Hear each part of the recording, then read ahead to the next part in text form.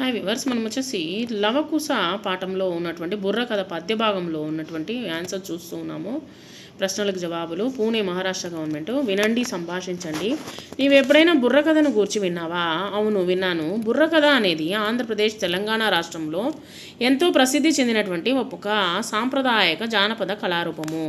బుర్ర కథలు కాలక్రమేణా అంతరించిపోవడానికి గల కారణాలేమిటి? బుర్ర కథలు కాలక్రమేణా అంతరించిపోవడానికి అనేక సామాజిక, ఆర్థిక మరియు సాంకేతిక మార్పులు అనేకమైనటువంటి కారణాలు ఉన్నాయి అన్నమాట. సాంకేతిక మార్పులు కూడా కారణాలు అయ్యాయి. ఆధునిక వినోద సాధనాల విస్తృతి, అంటే కొత్త కొత్త వినోదాలు కొత్తగా రావడము, తర్వాత ఆర్థిక ఇబ్బందులు, నూతన తరము ఆసక్తి చూపకపోవడము, ప్రభుత్వం మరియు సామాజిక ప్రోత్సాహం తగ్గిపోవడము, ప్రదర్శన శైలిలో మార్పులు లేకపోవడము. అశ్వమేధ యాగము అనగానేమి? యాగం ప్రారంభంలో అన్ని లక్షణాలు ఉన్నటువంటి ప్రత్యేకమైన తెల్లటి గుర్రాన్ని ఎంపిక చేస్తారు. ఆ గుర్రానికి పూజలు చేసి దాని నుదిటిపైన ఒక జయపత్రాన్ని, శాసనాన్ని కడతారు.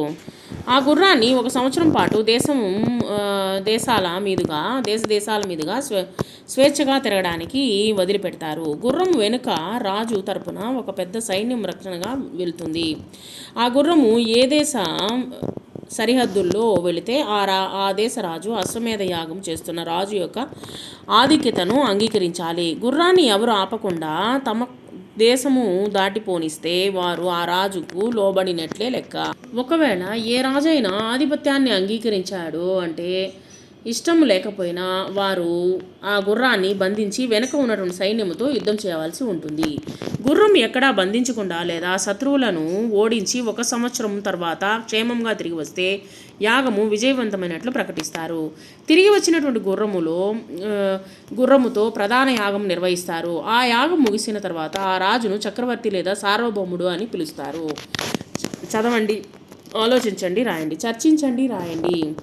సీతారాముల కడుపు పంట, ఆ కవల జంటల పేర్లు ఏమిటి? సీతారాముల కడుపు పంట కవల పేర్లు లవకుశ. గుర్రము నొసటి రేకుపై వ్రాయబడినవి ఉన్నది. శ్రీరాముని గెలవగలిగేటువంటి వీరులు ఎవరైనా ఉంటే ఆ అశ్వాన్ని పట్టుకోవలసిందని దాని నొసట గల రేకుపై వ్రాయబడింది. కుశలవులు గుర్రాన్ని కట్టివేసి చేసినటువంటి ప్రతి సవాలు ఏంటి? కుశలవులు గుర్రాన్ని కట్టివేసి వీరులు ఎవరైనా ఉంటే గుర్రాన్ని విడిచిపెట్టుకొని పొమ్మని యుద్ధానికి సిద్ధం కమ్మన్నారనమాట.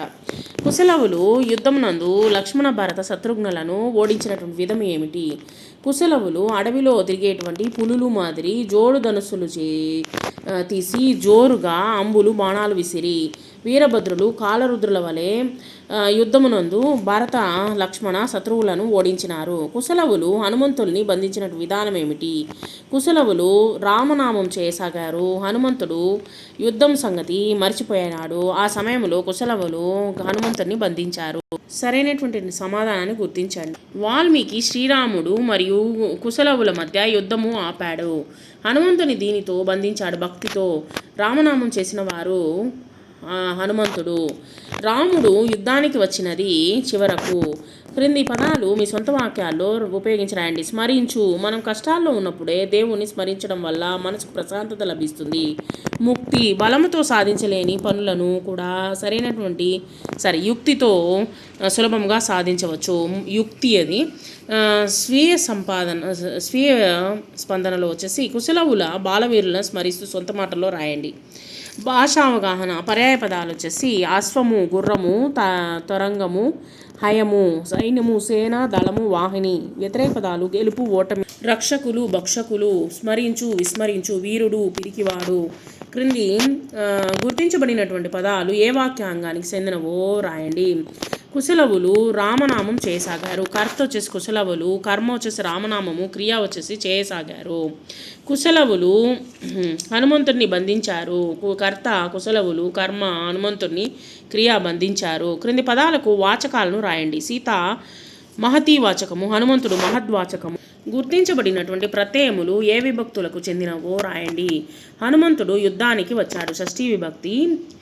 కుశలవులు రామనామములను చేయసాగారు, ద్వితీయ విభక్తి. లక్ష్మణుడు మొదలగు వారి సైన్యముతో వచ్చారు, తృతీయ విభక్తి. అంశాల ఆధారంగా సంభాషణలు. పర్యావరణ కాలుష్యం గురించి క్రింది అంశాల ఆధారముగా నీ మిత్రునితో సంభాషించుము.